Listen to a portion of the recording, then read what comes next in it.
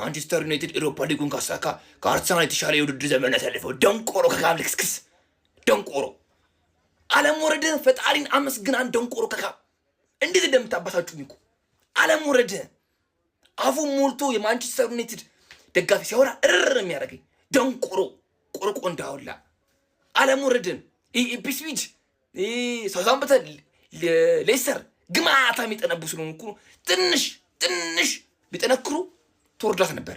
40 ነጥብ አልገባም። አንተ ደንቆሮ 40 ነጥብ አልገባም።